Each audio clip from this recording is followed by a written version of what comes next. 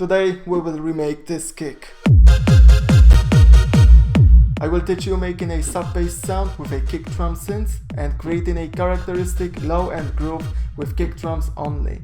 I will also give you a few equalization tips.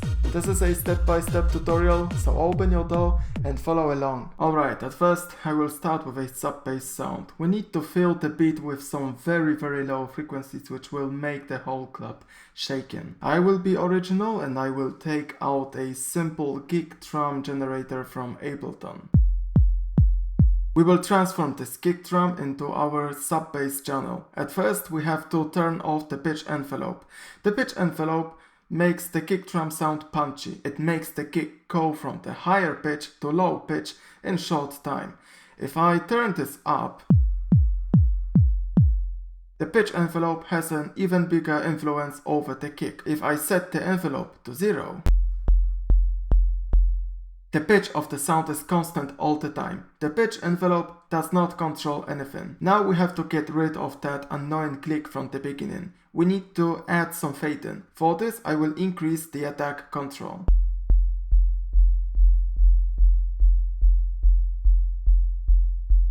Next to the attack setting we have two kinds of distortion we can use to make that sub-bass channel sound beefier.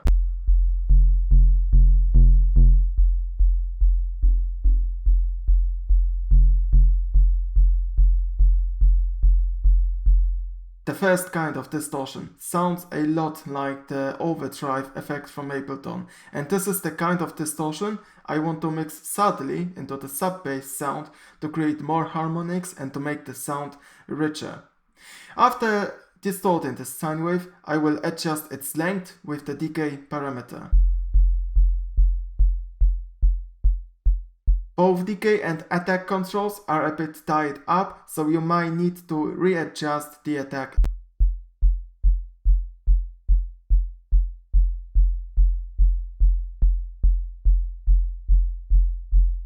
At last, I will adjust the pitch of the sine wave. And these are the final adjustments of the drum synth in Ableton. This is the MIDI clip I have used for this sub sound. I want you to notice that these MIDI notes in this clip don't start right off from the beginning. They are shifted a bit to the right. That is because later I will add the main kick drum sound. And the main kick is going to have most of the power and bass right in the beginning of each beat. We want to create space for this kick sound. If we leave the MIDI notes playing right from the beginning and add the main kick sound, the low frequencies coming from these both sounds would mix and interfere, and this will cause you many problems, including weak bass. There are lots of issues which might happen when you mix low frequencies from a few sources. The general rule in music production is to not mix them, to have only one source of low frequencies at each time. Having said that, we can move on to the kick drum choice and processing. But before that, my name is Marcin. I put out sound design tutorials like this one every second Sunday. So if you like this current video, please hit the thumbs up button and subscribe to my channel. If you want to support my work, join me on my Patreon website. And if you want to learn music production on a professional level fast, contact me for private music production lessons. Now I will tell you what kind of kick drum samples you should look for if you want to get that clunk and slur sound.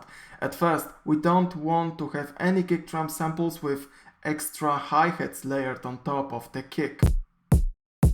A second wrong kind of samples are the samples which have only low and high frequencies without any mid frequencies which make the whole kick drum sound alive.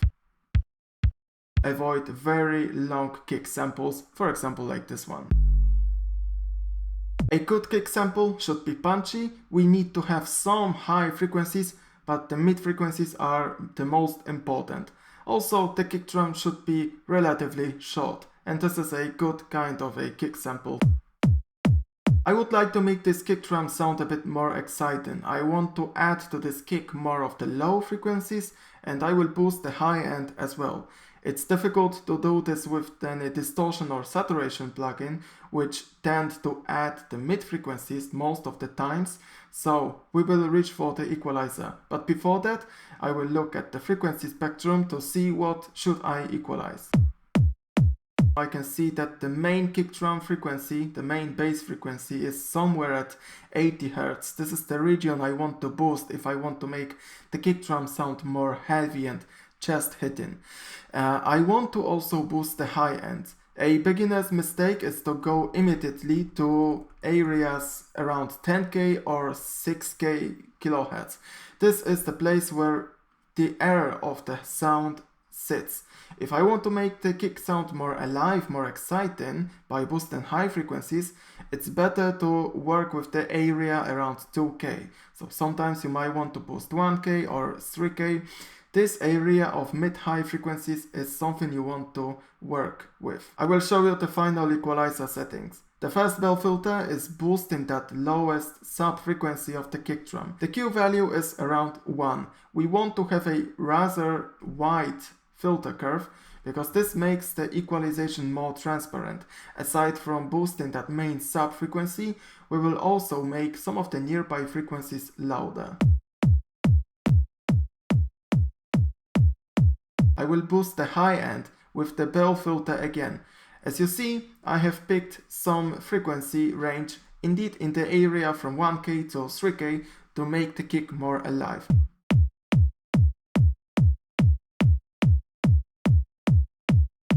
This will help you make the kick cut through the mix much better. After the equalization, I want to make this kick drum sound more fat, more full. As you see, I have pulled out the saturator. It's a very simple wave shaper distortion effect. The curve in this black window is going to morph the original kick drum's waveform, creating harmonic content and distortion.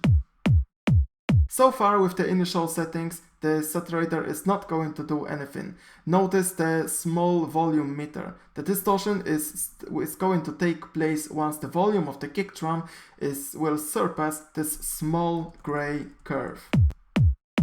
The volume of our kick drum is lower than the threshold. I want to use the drive control to drive the kick drum towards the threshold. Before I increase the drive, I want to protect my ears by turning down the output. I can adjust the character of this distortion by picking a different wave shaper curve. The bottom color section is an extra equalization stage which is set before the saturation stage. In the Nico Moreno tutorial, we wanted to achieve a very characteristic kick drum sound, and this was the time where this color section was very useful. In case of the Klankenstein sound, we don't need to bother with this section. And these are the final saturator settings. I have added quite a lot of drive. Notice the dry wet setting is set to 40% to make this effect even more gentle. Sometimes a single saturation or distortion plugin is not going to do the whole job. It's beneficial, most of the times, to pair a few of these effects in series. So, after the saturator, I will use the Soundtoys Decapitator. At first we want to crank the drive control on purpose, so I can hear what does each distortion style setting do.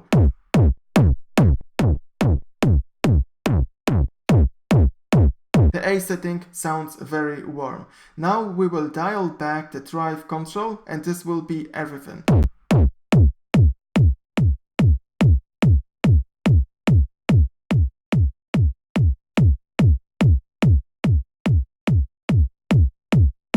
We will create a second bass sound, which is, let's say, the groove kick. This groove kick is going to follow the main kick drum we have created before.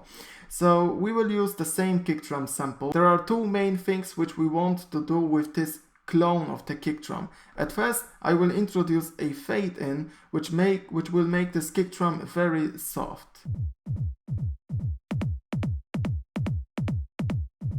The second thing is adjusting the volume in relation to the first main kick sound. We have to cut the high frequencies from this kick sub sound. This kick, which follows the main kick sound, has to be muffled.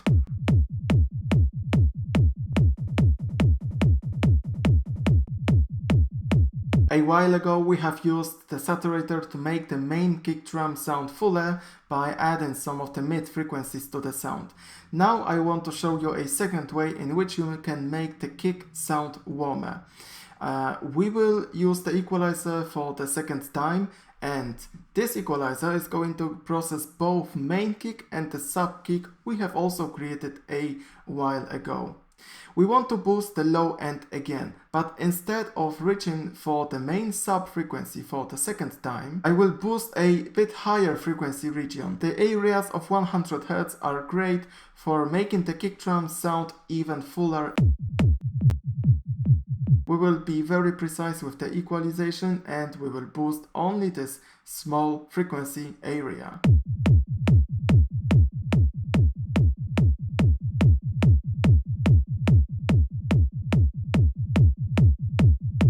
Let's look at the MIDI clip again. Now I have gathered the MIDI notes for both main kick, sub kick and bass sounds.